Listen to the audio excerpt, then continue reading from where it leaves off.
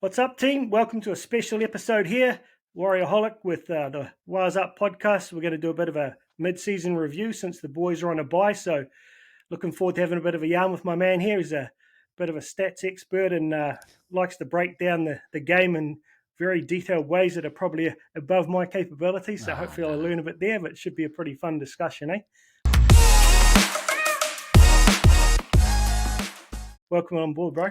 Thanks, bro. Thanks for having me, guys. And great to be on here with you, bro. And I follow your content and just love everything you do. And it's good to be doing this type of thing with other creators. So looking forward to it, man. Ready to get into it when you are. Cheers, bro. Hey, just quickly, like, how long have you been in the making the content and in the various social medias there?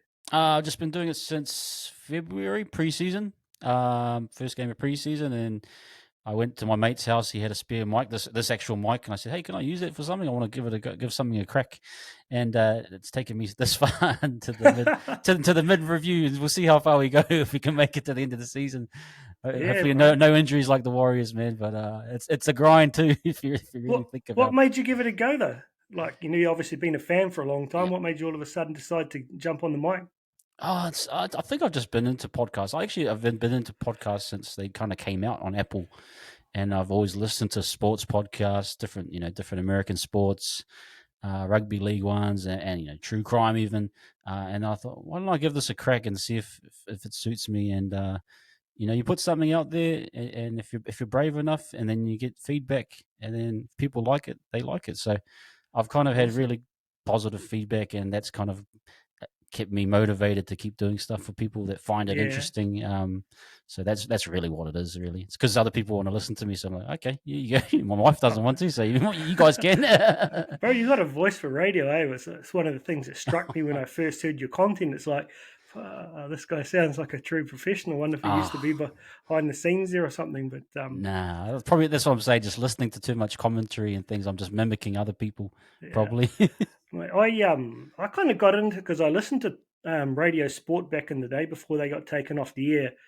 And like I lived in Japan half my life, and for about the last 5 years I was there, Radio Sport was on the iPhone. So everywhere I went over to Japan, I'd be listening to Radio Sport, and I could never call in. And then when I moved back, I was kind of too chicken. Yeah. And just as I decided I'd give it a go, it went off the air during COVID. So when SENZ started up, I said to myself, right, you're going to do this. So I'd sit there and write notes for like an hour and then give them a quick call. And then I started listening to SEN in Australia during the rugby season when they have like Vossi and Brandy and Fletch and those guys on. Yep. And all the Aussies call them with their handles. So I just started calling myself the Warriorholic. When I text them in, I never really called them. Oh, okay.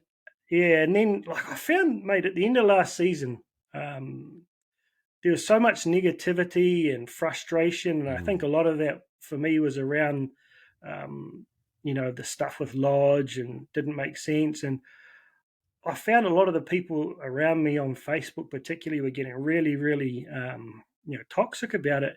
Mm-hmm. And it started rubbing off, and then I sat back and thought, man, these guys are people, They're out there, they might be getting paid good money, but they're getting smashed up to entertain us. And, while we think they're our team, they're not ours, right? And I thought, no, I'm going to reinvent myself next season as the Warriorholic, and I'm going to be this balanced and positive kind of guy. And then decided to start calling into Australia and stuff. I thought, no, bugger it, I'm going to give this YouTube thing a go as well. And just randomly started doing it. And I can't believe people are watching sometimes, but hey, I'm really thankful for everyone who has followed us and gives us both some love. So I think we timed it perfectly, man, too, with the changes of Webby, and there's a good positive vibe at the moment, and comments. Everyone seems to be in a good kind of spirits as well. So it's kind of the summer of love, we should say. Everyone's in a good spirit, but we'll see what happens. Apart from the ref situation, that's probably the lowest point we've had. But apart from that, it's been one of the best seasons. Like the frustrations with the refs and stuff, I've kind of gone to text or whatever, and that just, take a deep breath and think, what will Bibby say? And that at the end of the game, he's always like, we didn't deliver exactly what we should have, so we can't look outside ourselves. Yeah. You love hearing that from a coach, eh? It's It's crazy. But so, I think you're right. It's been an easier season to be positive about, but maybe that's why, because we started doing this and they're living off our energy there. So, the energies, man, it's all in balance right now. yeah, bro. Anyway, man, so let's get into this review. Cool. So we're depending on how long this goes, I think, because the boys have put in a massive effort, and we were talking about this before we jumped on air here, that they've put in the effort to a man. So I kind of feel like I don't really just want to skim over every player and like just give a number and move on. So we'd like to, Yep. give a couple of comments about each of the players. So we're going to split this into 2 episodes. The first one will start out with the backs. But before we get into that, I'd be curious your thoughts. Like, what were you expecting coming into the season, given that you may have heard Andrew Webster kind of talk a couple of times Yep. once he came on board at the end of last year, and you heard that Justin Morgan and Stacey were staying and Richie Agar was coming. We'd seen a few signings. What was in your mind? Like, what was best case scenario and kind of the minimum expected sort of outcome you were looking for? Yeah, I felt like I've fallen for this trap too many times. I think that was the initial. You hear these big pre-seasons, and you've heard them in the past. Oh, they trained the house down. So I was expecting to hear that come out of the Warriors media team. I was expecting, I blamed Morgan and Stacey for a lot of the issues last year with the team. So when I heard they were on the same staff, I was pissed off in a way. Yeah, And then Webster, I think I only thought about Webster in the same sense that I thought about Cleary, that he was an assistant with something to prove, and I was kind of in my eyes happy with that because I was over the coach, the so-called Aussie coach with experience, like a Matt Elliott type, where you're expecting these yeah, wonderful things and it never eventuates. So my expectations were kind of low because I felt that okay, they've gone with kind of a similar way to how we had Cleary originally, and I was going to give this guy right. time, but I just felt that my expectation from a ladder position was like 12th, something around that, and hopefully that we'd make the top 8. That was kind of where I was at. Um, just after the Interesting, man. horrible past few years that we've had, but that my view of Morgan and everything is softened since then. It's interesting because like I was in Japan when Webby was here last time, so I'd never even heard of the guy, right? And Yeah. you hear all this talk about Seraldo this and Seraldo that, and then all of a sudden, I remember there's a bit of talk that we had a bit of a go at what's his name, who ended up over in the Dolphins from the Uh, UK. oh The yeah, coach, shit, can't think of Coach his St. name. Helens, Yeah, yeah. in the But Tongan anyway, team. So yeah, I heard we missed out on him, and then all of a sudden this Webster's name comes up, and I'm like, oh yeah. But you think, oh, he's coming from the Panthers. But I'll be honest, man, the first time I ever heard him do an interview was actually with Ian Smith on SEN, yep. and he doesn't know a lot about the Warriors and stuff, and I think Logan or one of the boys had sort of primed them a bit. But I just listened to Webby talk, and man, I was sold from the first Yep. 3 or 4 minutes because I train leaders for a living, mate, like CEOs Yep. and that, and just what he was saying, just everything resonated with me. And from that day, man, I was like, oh, I think we might surprise ourselves. I was trying to stay calm and think maybe this is going to take time, but the listening to how he broke down the review from last year, Yep. how they moved on pretty quickly within a day or so, and how he sort of set up the coaching team like in different roles. I thought Mm-hmm. that was pretty interesting. It's kind of like forwards and backs rather than having D and attack kind of thing. And Stacey's a kind of Yeah. transition coach. And he said they just sat down in a room and said, "Come on, guys, what are the 4 things we've got to get right Yeah. to be competitive in the NRL?" And he wouldn't say what they were, obviously, right? But you'd have to think one of them's defense, another one's Yeah. fitness or whatever, and another one's like accuracy. But yeah, just those things gave me so much confidence that we would see progression. Um, then you had the first trial against the Tigers, bro. How Yeah. excited did you get after seeing that? Oh, yeah. No, it was great seeing that one. Yeah, and that's kind of cool. I mean, I've only come on to Webby kind of from the start of the season and hearing a lot of his, post press conference, but to hear that's powerful, and like you can see a leader, in front of your eyes pretty Oh, much, and you know what it sounds like because you're experienced in this field, and it relates a lot. Business correlates with right. rugby league a lot if you actually think about it. And so, yeah, when I saw the Tigers game, I was just like, okay, we're onto something here. This looks structured. This looks Yeah. intentional. This looks like something fresh and new. And I was slowly building up and feeling like, okay, this is going to be good. Whatever it is, it's going to be pretty good. Yeah, The fitness stood out for me, right, in that first trial.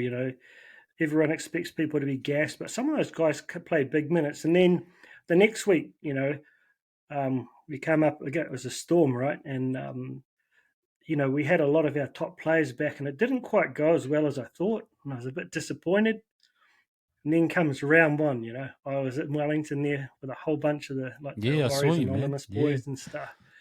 It's like, man, I went to the Sharks game in about 2019 in Wellington. It was the first ever Warriors game I'd had a chance to go to, and the atmosphere this time round was light and day different, right? wow. Just the vibe of the crowd before the game started, the noise that they made was very different, and I think that was on the back of expectation. So, you know, uh, I was trying to weigh my expectation.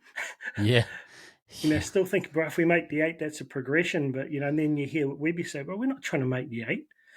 Why would you limit yourself to that?" When I Why? heard that, I was blown away. I was like, what the heck? This guy wants to win a premiership now? But honestly, though, if we had our full team on the ground, you know, I think the other team would, if we made a grand final, would have to play a very good game of footy to beat us, Yeah.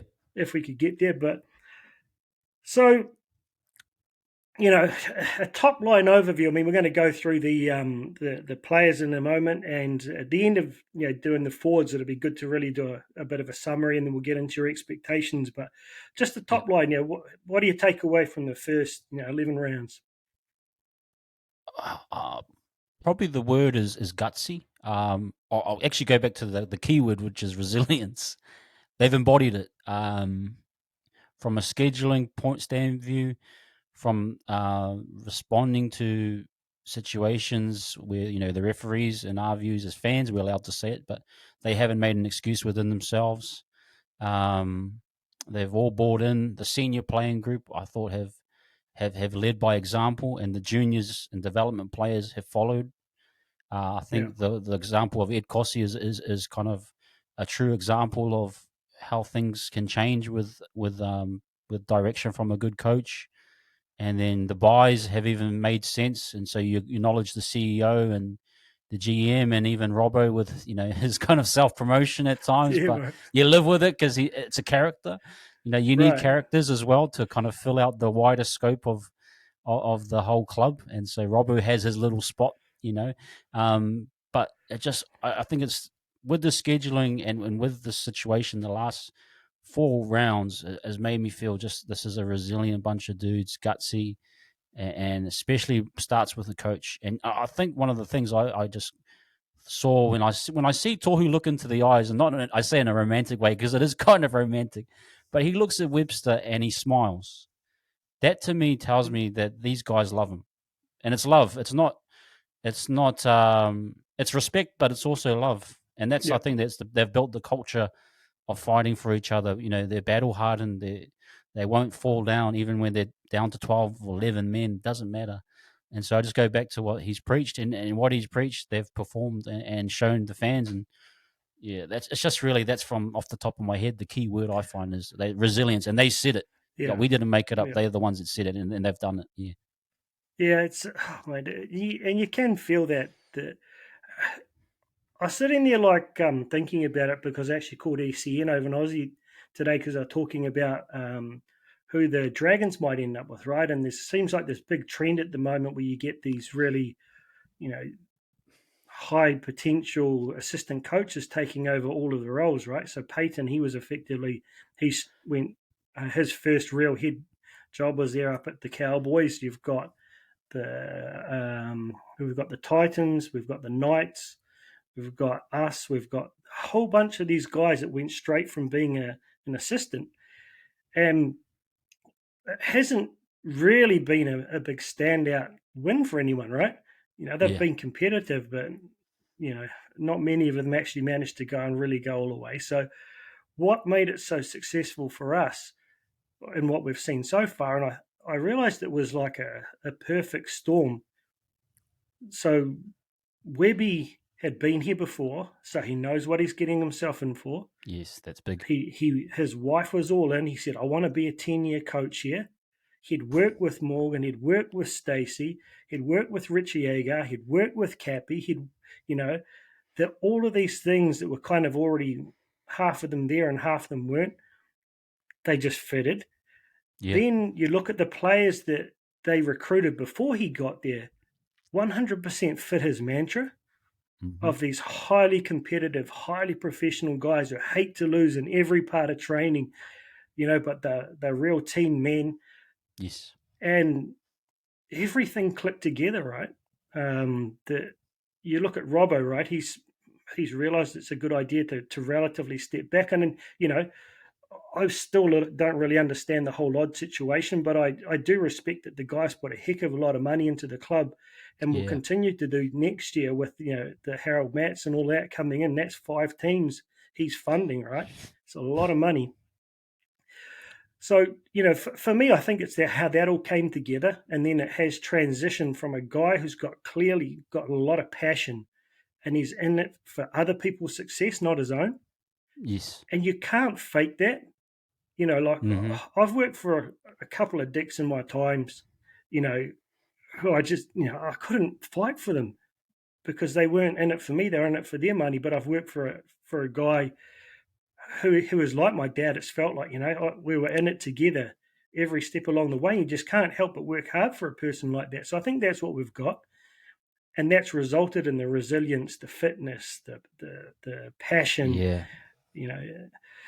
So it kind of sounds a bit, too good to be true. Yeah. And maybe It's I'm had being a that little bit feel. overly positive, but if you look at where we've come in the past 6 months, man, you don't see organizations get turned around like that in such a short time without some serious leadership. Oh, there was a period. I'll be honest. There was those last few games at Redcliffe before we came home, and we got. I don't know who we lost. It might have been the Panthers. It just put me. I was down in the dumps as a fan and just questioning everything. And so, I just thought, even coming back home, that they wouldn't sort it out. But to see what Yeah, Robbo, Cameron George has done, I think people have been critical of Cameron George, but they made things happen while keeping the team up. Those past 3 years was yeah, tough. You really look back at it, and it's yeah. tough. And I then, mean, but I didn't think they could turn it around like this. I didn't really think no, they could do this, and so it just blows me away. Um, yeah, it really blows me away what they've been able to do. But there's a lot of planning that's gone into this. I'm thinking even oh, George and Robbo knew, mate, as soon as we get back home, this is what we're yeah, doing. And then Webby to do it within that short frame of time from his yeah, announcement as coach to go right through to a grand final, even, and with the Panthers and then start or whatever. You're thinking, man, someone else needs a whole year to do the type of stuff he's done. yeah, Others but would. yeah. It was interesting to see how like he really changed the style of training during the preseason, and I don't know if that's a Panthers thing or not, but he talked about how everything was football based fitness and sort of game scenarios. So they went into the preseason game fit, right? They've Yeah, been yeah, just little things like that he came up with it, or was it a Panthers thing? Who knows? But you know I don't think we could have asked for more. Realistically, you look at back a couple of the losses and you think, man, if we'd caught that ball or we hadn't given away that silly penalty, but shit, every team in the NRL this year has had those kind of things happen. It's not possible to not have it, right? So yeah. I don't think we could have expected anything more. So Oh, it's amazing. if you had to put down, like you've kind of sort of summarized what's been good, but what have been the biggest improvements, I guess, the Yeah. way we're playing and what we're doing on the field. I think you'd have to say, and this I think will sum it up, and it'll tell you. But defense has been the key. Defense wins championships, and it's true because you saw how we played last year, and you just we leaked over 800, 700 points or whatever it was. To be able to turn a defense around, and to be honest, we're still a relatively low scoring team, but we're winning games through defensive resilience and effort. And so you got to say, to be able to instill that, and that hasn't been a trait of the Warriors ever. Apart from maybe the 2000s group, but we haven't seen a defensive Warriors team in years. Let's all be honest. So this has been a revelation, and I just cannot. You always fall back on the defense, even watching it as a fan. Oh, actually, we're okay if we just get a try, and the defense will hold out for 20 minutes. And they do. And so it's just refreshing to see that from a fan base, because we've always been viewed as, and the Aussie media always say it every year. Blocker Roach says it. These big Warrior forwards, bro. We haven't been big in blooming since Paleocene days, or Right. they've just they label us as these massive tired, and then they're on. You're waiting for Gus Gould around the 60-minute mark. Oh yeah, the Warriors are on their hips. They're not getting back behind the ball. That's just that's how they think of us. Yeah, And I'm just and thinking, they were right, though. And they were right. They were right. But not anymore. Not anymore. Right. And I think that's the difference. And we're just seeing a different era and style of coaching that it's a different era now. It's a more mobile forwards. Like we looked at, probably we'll get into it, but I thought the forward pack was super light. I'm thinking, mate, we need another big bopper.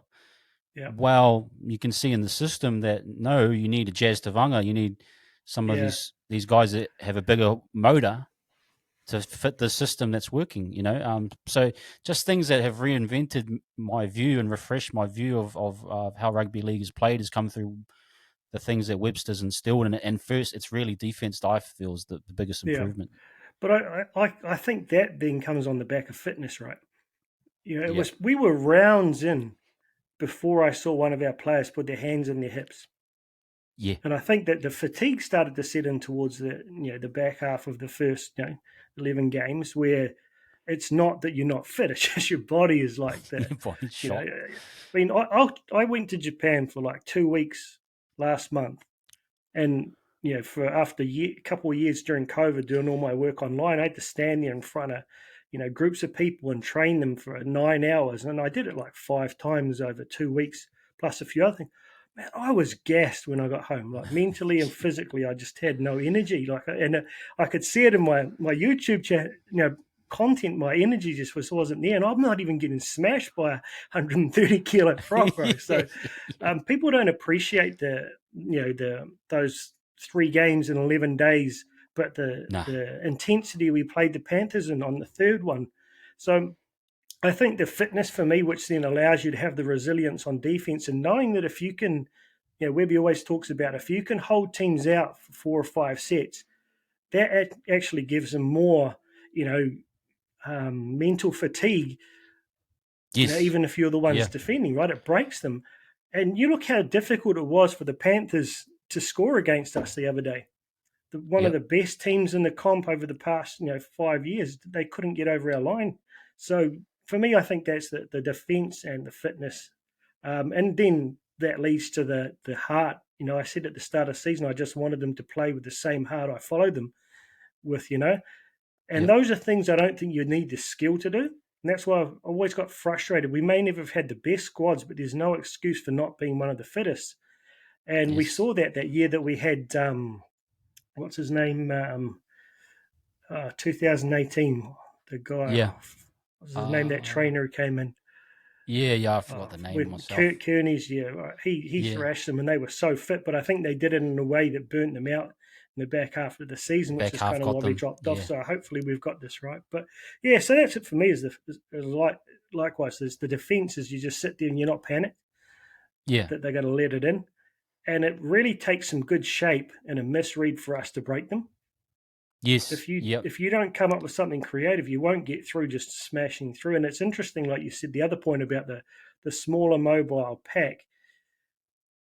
apart from Fisher Harris, and Kikau is a pretty big boy, the Panthers are kind of similar to that. But it also reminds me a lot of the Queensland teams over the past couple of years. Mm-hmm. They've had some smaller guys like Carrigan and that. What's the guy's name from North Queensland who ended up having to play 80 minutes and he's like 89 kgs or something, 90 something kgs. Cotter. Cotter, yeah. Is it Cotter? Yeah, it's Cotter, yeah. In that, I think it was the third game, he played 80 minutes and the guy was just unstoppable. So I sort of thought it reminded me of things like that, okay. But then you get like Jazz, right? He was played a prop last year and he's just a complete, it wasn't a failure, just we thought, no, that's something we can't go back to. But this year, very different. Yeah, it's coaching. I don't think there was the same. It's tough. I mean, I wasn't big fans of Kearney at times, and even Nathan Brown. Whatever Webby's done. The best example I had of Webster was when Willie Army was on their podcast, their One New Zealand podcast. Yeah. And he said, Webby called him up and he said, "Who's this?" "It's Webby, mate, from Parramatta SG Ball days," or whatever it was.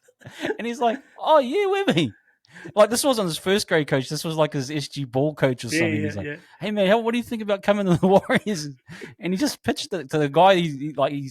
He hasn't had a relationship with him in the highest level. He's built his relationship with him in the low levels, but he's convinced him to come and buy in. He gets off the phone, right? And his wife goes, "We're going to New Zealand, aren't we?" And he's going, "Yeah," because he was planning to stay in France. And that's just it. I mean, if you look at the things that's frustrated me, I look at coaches like Kearney and Nathan Brown. They speak in cliches so much, that and I listen.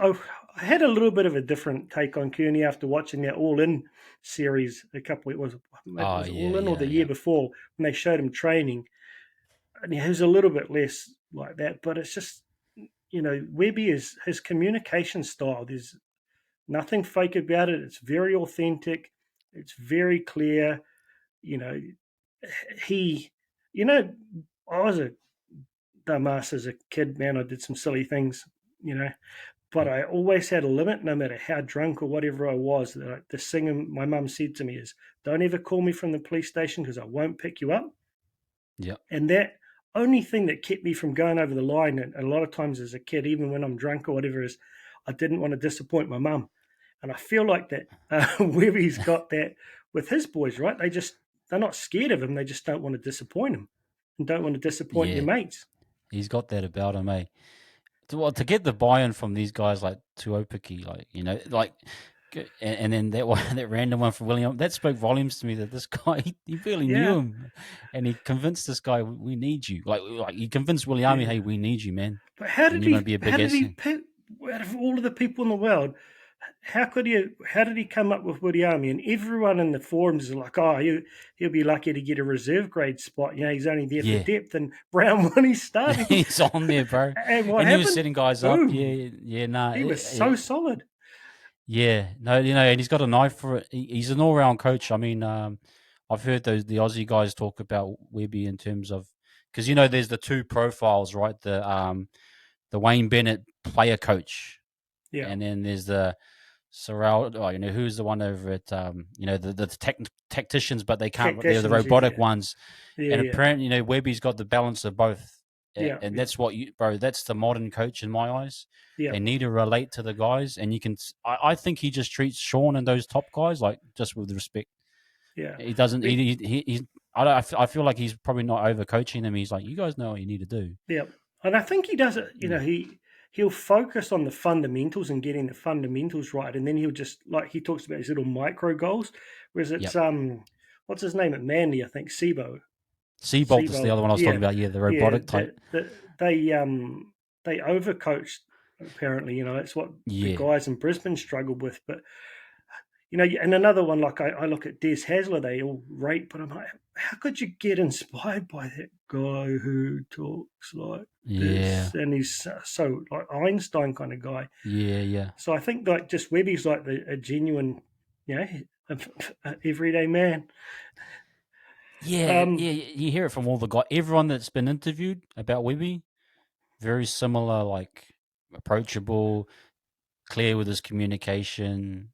They get it. He relates to them, you know. So I'm on a So mission, but I'm going to get an interview with Webby, but I'm going to be patient and I maybe even try and wait till the off season because I don't yep, want to interview him about what he did with the Warriors. I want to interview him and understand how he became the leader he is, yeah, whether it's something he went out and trained to become this type of leader, or whether he naturally evolved into this. Because it's so rare.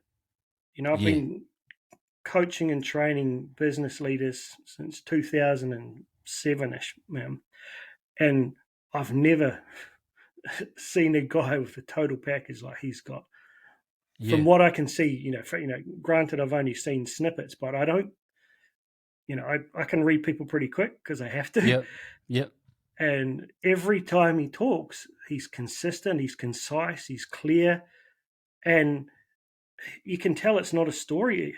He's speaking what he believes. So I don't believe it's a performance. So I'm pretty sure my read on him is right. So I'm really, really curious if I can ever get a day to sit down and chat with him and see where it all came Yeah. from.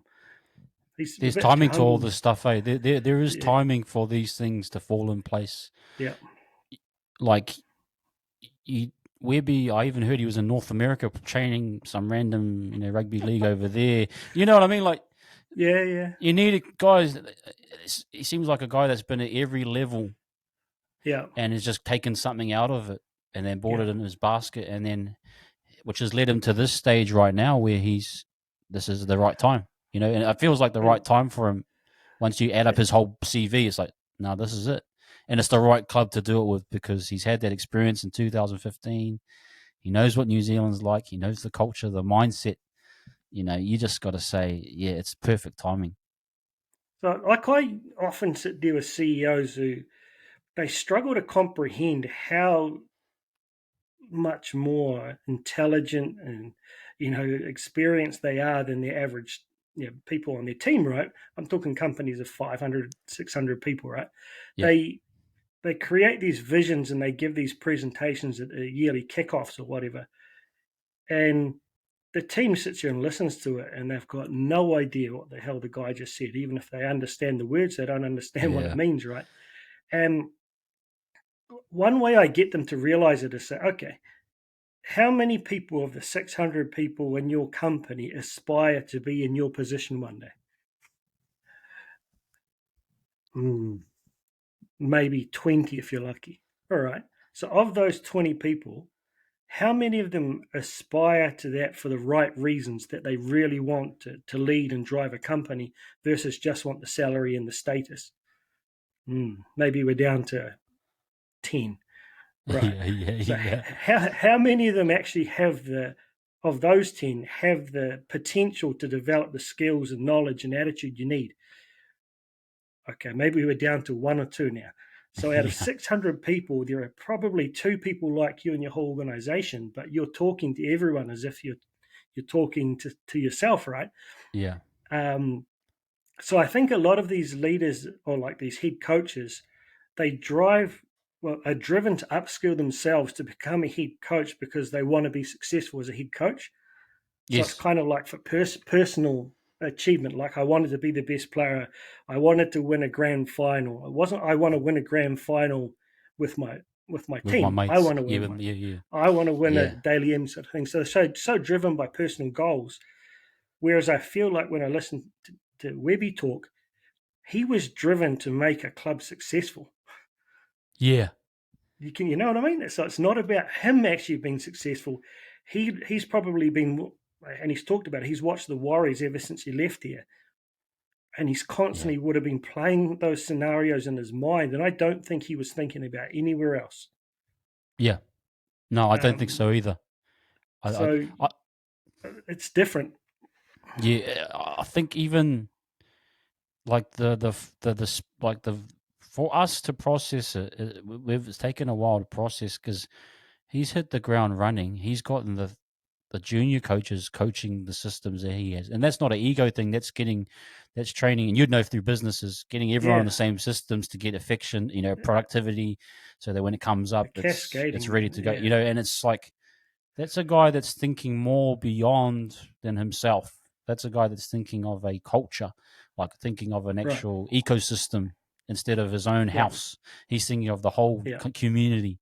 Right. And I think we've all felt that, if as fans, even just felt that this is a bigger community. This is a culture that's building, and it reminds us of it reminds us of the O2 eras. It reminds us of the Clear eras, but it's got its own twist too. It's different. It's not the same. I can't remember enough about that. Like my long-term memories shot too much beer and rugby and stuff over the years, but I can remember the footy, but I can't remember what was he like when he was there, and what did we see?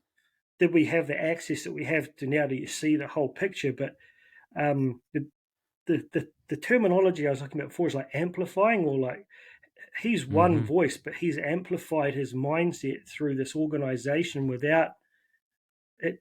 It's not politically correct, so I don't know what the modern word for it, but Chinese whispers, right? Yeah. It's another thing I'll tell people: when you can't give a directive or a long-term vision verbally. You've got to write it down, because then it's in concrete. So if you how that you whisper into a kid's ear like green parrots fly with purple wings, by the time it gets through 10 kids, it's like completely different. But if you hand a piece of paper that says that, it's little techniques like that. He's obviously knows how to repeat the message, or cascade the methodology in a way that it's not being lost in translation, or losing its effectiveness the further it gets down. So that was the biggest surprise for me, was to see that SG ball team come out in that first game, and it's like, hold on, everything's the same. The whole system.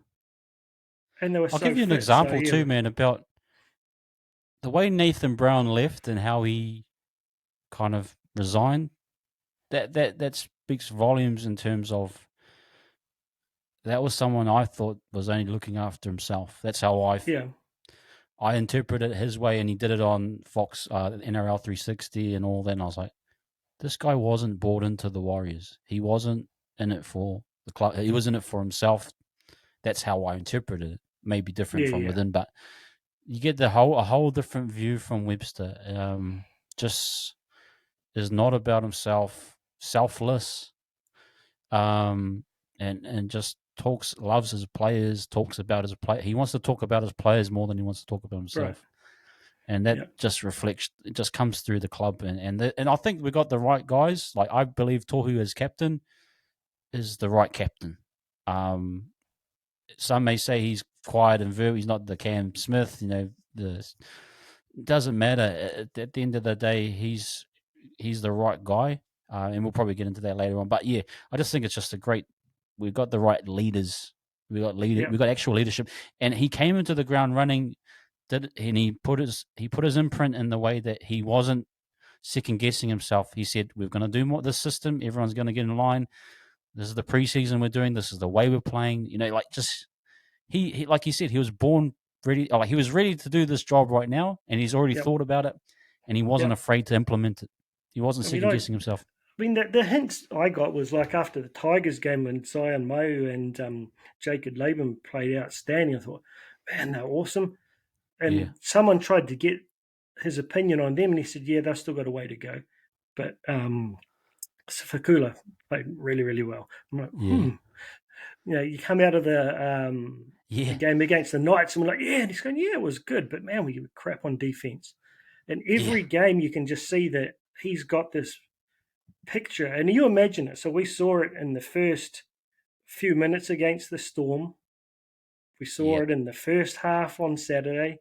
What we're capable of in attack, and we've seen it at times on defense. The day that those both click on the same day, we're going to put a score on someone, my man. I've said, bro, as I said, once this all clicks together, it will be a 40+ hiding on someone. I feel for whoever it is, but once it's all clicking, bro, and I think Webby wants that. He's like, I need, in his head, he's probably, I need Barnett and Jazz back. 2 or 3 weeks in a row. 2 or 3 weeks. Yeah, I agree.